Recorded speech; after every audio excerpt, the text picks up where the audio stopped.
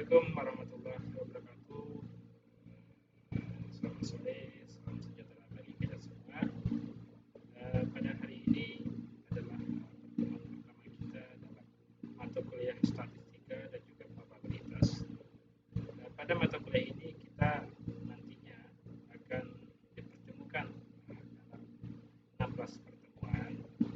Kebetulan pada semester ini cukup berbeda dibandingkan semester sebelum-sebelumnya. Pada semester sebelumnya kita tatap muka langsung di kelas, tapi semester ini kita dianjurkan untuk kuliah online atau daring. Ya, sebuah terobosan baru yang harus kita pelajari bersama, sehingga proses pembelajaran tetap berlangsung dengan baik. Dalam mata kuliah ini saya berharapkan walaupun berbeda dengan semester-semester sebelumnya, kita belajar di kelas, saya bisa mengontrol semuanya, bisa ikut serta dalam proses perkuliahan. Namun dalam program online ini, saya berharap semuanya aktif, semuanya ikut serta, jadi agar mata kuliah ini bisa tersampaikan dengan baik. Ya. Sebelum pada hari ini kita belum masuk ke materi yang rumit, karena dalam mata kuliah statistika ini kita akan berbicara banyak hal tentang bagaimana menggunakan statistik untuk menganalisis suatu hasil riset yang kita lakukan, untuk mencari atau untuk mengambil kesimpulan dari suatu proses observasi, dari proses wawancara, dari proses pengambilan data yang telah kita lakukan, sehingga kita dapat menarik kesimpulan dari apa yang ingin kita cari dari data yang telah kita kumpulkan. Nah, namun sebelum kita masuk ke program pada hari ini, karena dalam di kelas ini saya untuk pertama kalinya saya masuk, terlebih dahulu sebaiknya saya memperkenalkan diri saya terlebih dahulu kepada kalian semua. Walaupun belum pernah bertemu, kita bertemu secara online. Saya ingin memperkenalkan diri dulu. Nanti bagi kalian semua, mungkin saya akan kenal di dulu ya. Proses perkenalan kita nanti akan kita lakukan semuanya di dulu. Nanti akan saya berikan juga akses YouTube. Jadi materi untuk penjelasan materi akan saya jelaskan di saya buat video dan saya upload di YouTube. Namun linknya akan saya kirim atau saya post di YouTube. Saya berharap semuanya tolong dipantau selalu metodenya, karena tugas, absensi, proses diskusi semuanya akan kita lakukan di YouTube. Oke, pertama mungkin kurang jelas ya. Karena kurang jelas, kalian boleh membuka.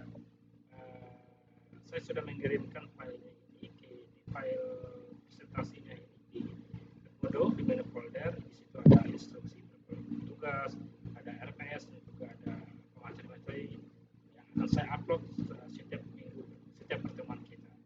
Bisa diakses untuk mungkin kalau tidak jelas di video, kalian bisa membukanya untuk melihat. Apabila masih kurang jelas, kita lakukan diskusi bersama di menu di berada. Oke. Saya perkenalkan diri, nama saya Cicin Riantoni, gelar SPD MPD. Nama sedikit aneh ya, soalnya di grup banyak yang di kelas-kelas saya banyak yang karena yang belum bertemu itu namanya Bu. Oke, tidak masalah. Mungkin belum pernah ketemu ya. Nama saya Cicin Riantoni. Saya lahir tahun 92. Kuliah saya tahun 2010 saya masuk S1. Jurusan S1 saya adalah pendidikan fisika. Ya, pendidikan fisika Universitas Jambi. Selanjutnya tamat 2014. Dari 2014 saya bekerja di laboratorium pendidikan fisika Universitas Jambi sampai tahun 2015. Selanjutnya saya melanjutkan studi saya atau kuliah saya di Universitas Negeri Malang dan mengambil jurusan yang sama, yaitu pendidikan fisika. Selanjutnya saya di tamat 2017 saya melanjutkan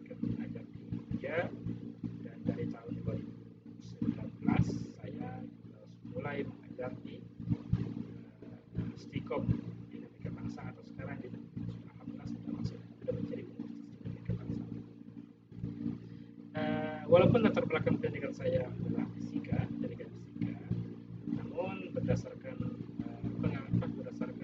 pengalaman sebelumnya, saya ada dari beberapa semester sebelumnya saya sudah mengajar mata kuliah yang juga berhubungan dengan matematika, karena matematika dan fisika itu jauh. Jadi saya diminta beberapa semester sebelumnya di Istiqom saya mengajar fisika, diminta untuk mengajar analisis numerik, matematika deskripsi, dan juga statistika dan probabilitas. Kali ini kita bertemu atau semester ini kita bertemu di mata kuliah statistika dan probabilitas. Ya. Itu mungkin status singkat saya atau perkenalan saya. Saya juga aktif ya dalam selain mengajar, saya juga sambil berusaha meneliti saya sendiri. Itu perkenalan. Mungkin ada yang ingin ditanyakan lagi, boleh melalui Prana Bodo ya, tanya jawab dan diskusi. Oke, pada hari ini saya akan menjelaskan beberapa hal terkait dengan namanya rencana perkuliahan semester, yaitu terkait materi apa yang akan kita pelajari. Yang kedua, saya akan menjelaskan bagaimana proses penilaian, bagaimana proses pelajaran kita, penugasannya seperti apa, penilaiannya seperti apa, dan juga di akhir nanti saya sedikit menjelaskan materi awal tentang apa itu statistika dan bagaimana sebenarnya sejarah dari statistika. Ya, oke, kita lanjut. Oke. Dalam mata kuliah ini saya telah menyusun rencana program semester, yaitu untuk 16 minggu. Rencana program semester ini saya susun sedemikian mungkin agar dapat mencapai semuanya. Itu didasarkan pada capaian program studi, ya, di mana capaian program studi diharapkan setelah tamat kualifikasi sarjana komputer yang baik, yaitu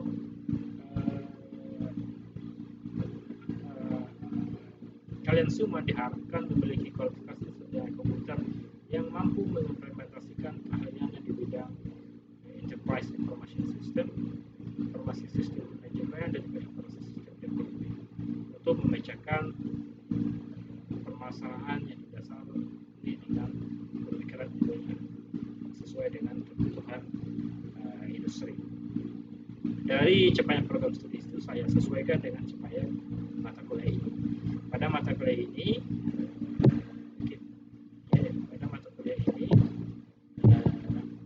kita mengharapkan kalian semua mampu menjelaskan proses umum statistik, mampu mempraktikkan penyajian data dengan cara terstruktur,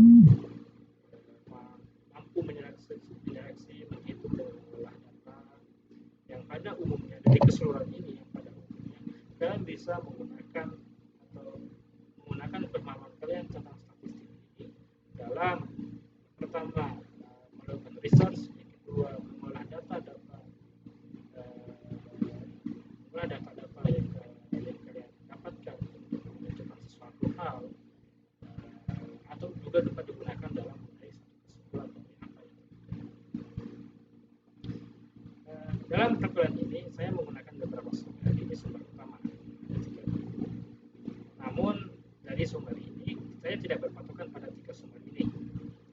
Kalian semua boleh mengakses berbagai sumber di internet, baik itu jurnal, baik itu buku-buku di situs menyediakan. Akan tetapi saya tidak menyarankan kalian mengambil sumber belajar dari blog-blog yang tidak bereferensi dengan bagus.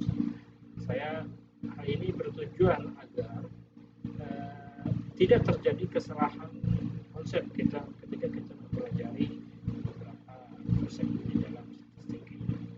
Ya, bila saya tidak menyarankan, sebaiknya cari referensi yang memang sudah diakui, sudah memiliki lisensi. Oke. Selanjutnya ada beberapa kajian, tidak banyak kajian, tetapi kajian kajian ini sudah saya pecah menjadi 16 pertemuan. 16 pertemuan dikurangi dengan UTS dan juga UAS, yang mana ada beberapa hal yang akan kita pahami. Yang pertama tentang pengertian statistika itu sendiri yang akan saya jelaskan hari ini. Yang kedua, bagaimana kita menggunakan atau menerapkan distribusi frekuensi ukuran Nusantara dan Jakarta. Yang ketiga, bagaimana pengantar teori peluang, fungsi distribusi peluang, penaksiran interval terhadap parameter, ada bagaimana kita pengujian hipotesis, menggunakan uji apa. Selain kita melakukan riset, kita ingin menghitung sesuatu, menentukan apakah apa yang telah kita buat itu di bidang komputer. Kalian ingin membuat suatu program, tetapi kalian harus melakukan uji analisis awal. Analisis awal itu artinya ada data yang harus kalian ukur dengan statistika. Itu tujuan kita mempelajari statistika. Ya, ada data yang kita ingin pelajari untuk menentukan apa yang akan kita buat. Oke, ya, ada regresi dan korelasi. Kita ingin menghubungkan satu hal dengan hal yang lain. Dan ada juga penerapan statistika untuk sistem informasi. Bagaimana kita menerapkan statistik untuk di bidang komputer, itu bagaimana, itu yang akan kita pelajari. Selanjutnya, oke, ini terkait dengan proses dengan penilaian, ya, terkait dengan penilaian. Oke, penilaian yang akan kita lakukan, saya menggunakan 4 item penilaian, bukan 3 item penilaian, di mana ketiga ini nanti akan ditotalkan. Yang paling besar adalah item 1, yaitu 45% nilai saya ambil dari item 1, di mana item 1 ini terdiri dari atau gabungan dari tugas. Setiap pertemuan saya akan memberikan tugas, karena dalam kuliah online selain penjelasan materi, dalam siswa atau mahasiswa memang disarankan untuk memberikan tugas, tapi tugasnya tidak akan memberikan tapi tugas yang bermanfaat. Yang kedua, saya melihat dari keaktifan. Keaktifan di sini, ya, karena pembelajaran tidak belajar langsung di kelas, artinya keaktifan di sini saya lihat dari bagaimana kita melakukan diskusi di Edmodo. Setiap minggu saya akan mengupload video pembelajaran video ini. Saya ingin lihat di kolom komentar siapa saja yang aktif. Aktifnya itu dari pertanyaan saya. Pertanyaan seperti itu. Siapa yang bertanya? Siapa saja yang aktif dalam memberikan pendapat, menyanggah pernyataan kawannya, atau memberikan penguatan terhadap pernyataan kawannya. Gitu. Ingin bertanya kepada saya, itu saya. Selanjutnya juga dari disiplin dari absensi. Setiap pertemuan, setiap minggu saya akan membuat absensi. Absensi saya buat, saya atur di Edmodo. Itu kalian dapat melakukan absensi dalam 5 hari kerja, 5 hari jam kerja, 5 hari jam perkuliahan. Jadi kalau kita perkuliahan hari ini adalah hari Kamis, artinya kalian bisa absensi dari hari Kamis sampai hari Selasa, sampai hari Selasa. Tapi disarankan yang lebih cepat, saya sarankan absensinya sesuai dengan jam pembelajaran kita. Itu sebagai bagian dari disiplin. Saya disiplin, mungkin ada yang kurang saya tambahkan. Saya dari tata kerama kalian di sini adalah dari bagaimana kalian berkomunikasi di Edmodo maupun di grup WA yang kita buat. Yang terakhir yaitu dari quiz. Mungkin quiz belum saya atur, akan ada quiz setiap sebelum mid semester atau UTS ada quiz, setelah UTS ada quiz. Yang kedua, item 2 itu 25% saya ambil dari UTS, ya. Itu mungkin pertemuan 8 atau pertemuan ke-9. Pertemuan ke-8 atau pertemuan ke-9. Item 3 yaitu diambil dari nilai UAS, yaitu 30% diambil dari nilai UAS.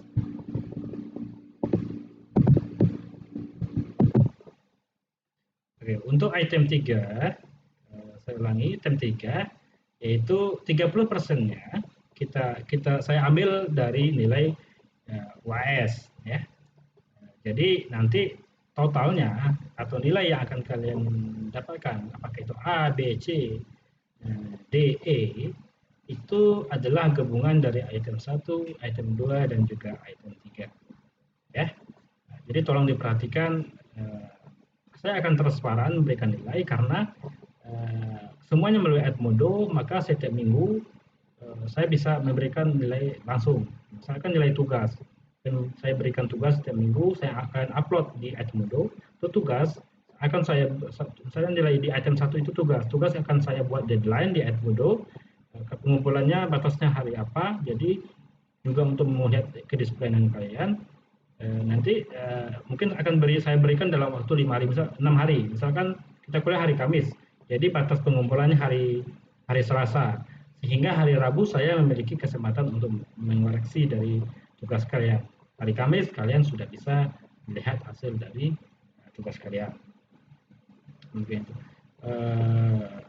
itu untuk penilaian. Kalau ada komentar atau pertanyaan tentang proses penilaian, silakan komen di Edmodo. Oke, selanjutnya, kita masuk ke itu yang tadi terkait dengan yang namanya RPS, rancangan program kita. Saya harap semuanya selalu pantau Edmodo, selalu lihat di selalu pantau Edmodo, lihat setiap minggu saya selalu ada deadline penugasan, juga cek folder karena setiap pertemuan saya mengirim materi, mungkin modul PPT itu di folder kelas, coba cek, silakan download, dan juga lihat juga di beranda. Saya mengirim video ini di beranda, dan kita akan melakukan proses diskusi di beranda, ya, di kolom beranda. Oke, itu untuk RPS. Selanjutnya kita masuk ke materi pengantar pada hari ini. Oke, kita mempelajari apa sih sebenarnya statistika itu seperti apa manfaat kita mempelajari dari statistika ini. Selain itu juga kita ingin lihat kalau di bidang komputer bagaimana kita di bidang mana kalian bisa menggunakan atau memanfaatkan statistika. Dan juga kita ingin melihat bagaimana sejarah dari statistika. Oke, kita mulai. Oke, kalau kita lihat dari definisi statistika itu sendiri.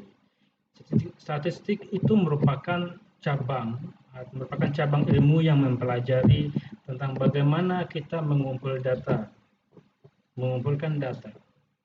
Kita ingin melihat, misalkan ingin menilai, misalkan di bidang komputer, kita ingin mengetahui apakah kita ingin melakukan studi pendahuluan.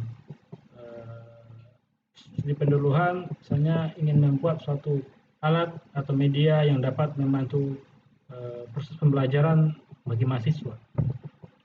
Artinya kita ingin membuat suatu medianya itu media, misalnya kalau begini, kita harus melakukan studi pendahuluan. Dari studi pendahuluan itu kita perlu mengumpulkan data untuk menganalisis hasil data kita.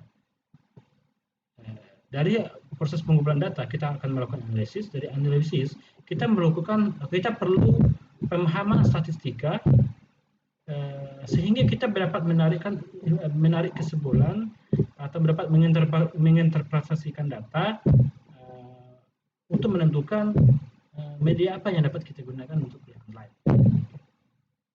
Statistika ini alat untuk mengolah data, menganalisis data sehingga dapat menarik satu kesimpulan. Ya. Selanjutnya itu kita lihat dari definisi statistika. Kalau kalian baca dari beberapa sumber itu banyak pendapat, tapi semuanya hampir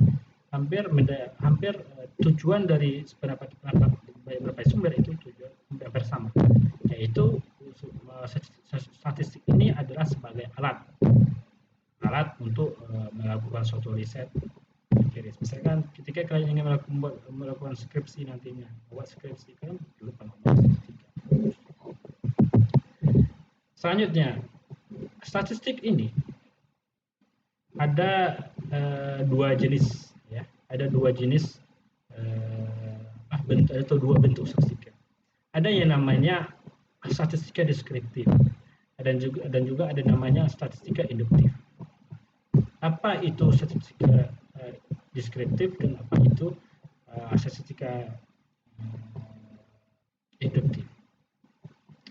Kalau kalian lihat dari definisinya sendiri atau kegunaannya, kalau statistika deskriptif ini hanya memberikan informasi mengenai data yang dimiliki dan sama sekali tidak menarik inferensi. Maksudnya inferensi, yang statistik deskriptif ini hanya menampilkan data, tetapi tidak menarik kesimpulan dari data tersebut.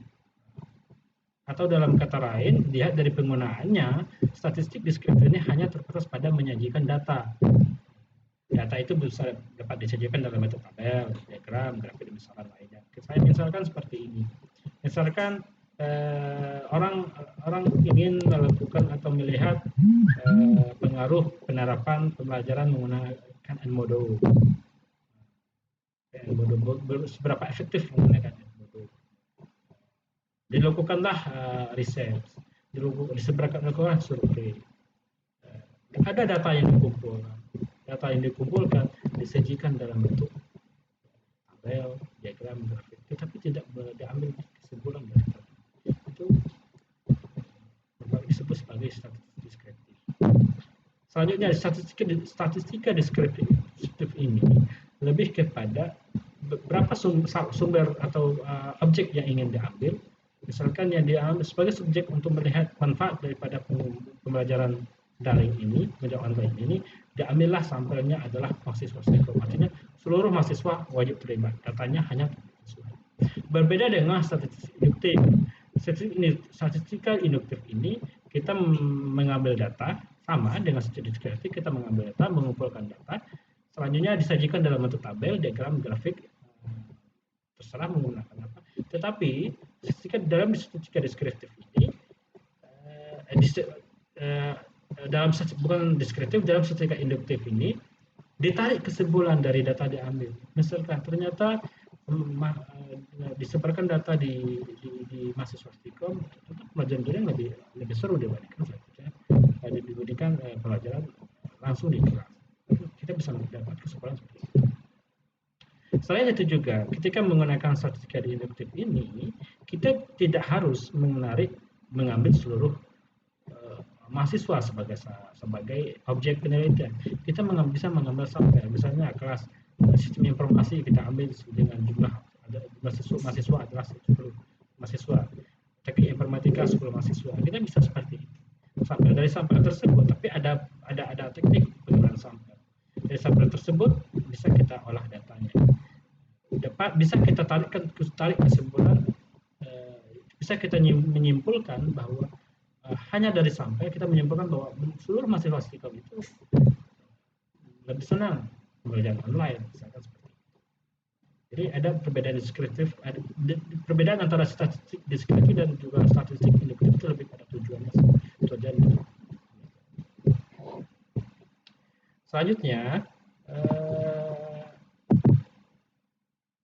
timbul pertanyaan, mengapa dan untuk apa kita mempelajari ini? Statistik sekarang berperan dalam bidang sains, sekarang untuk mengolah data sains, ekonomi, apalagi kependudukan, dan seluruh cabang ilmu. Di bidang komputer, apa hubungannya? Dalam pembuatan perangkat lunak misalnya, seseorang, misal kalian ingin membuat perangkat lunak, langkah pertama yang harus dilakukan adalah sebelum membuat suatu perangkat lunak adalah melakukan studi kelayakan. Kalian melakukan studi layak ada perangkat ini. Nah, dalam melakukan studi kelayakan ini kalian perlu pemahaman statistik untuk mendapatkan kesimpulan dari uji kelayakannya kalian. Jadi itu adalah fungsi daripada statistik. Ya.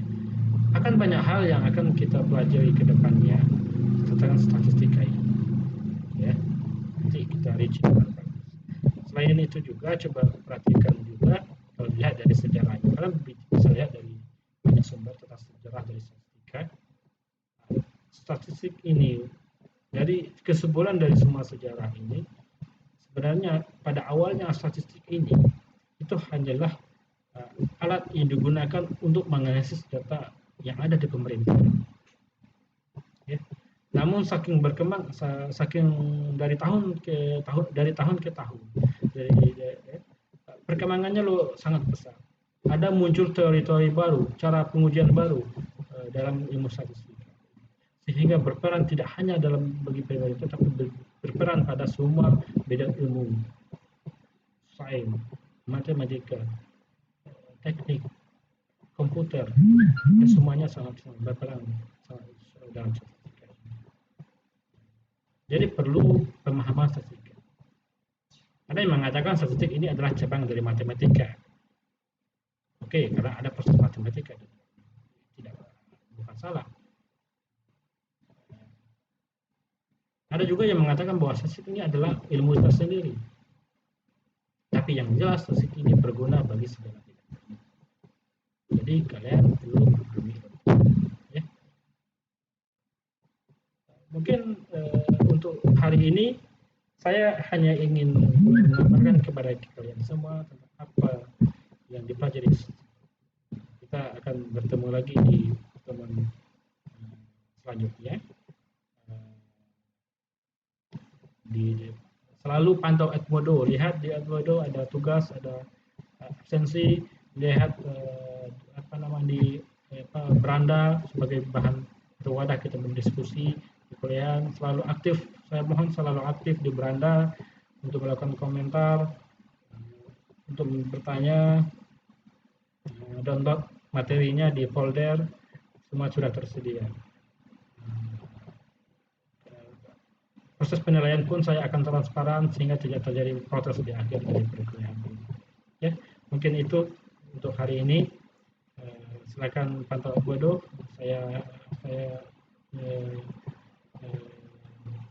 Saya tutup mungkin hanya sampai di sini. Kalau ada komentar silakan di Edmodo. Ya, saya tunggu pertanyaan dan komentarnya. Terima kasih banyak.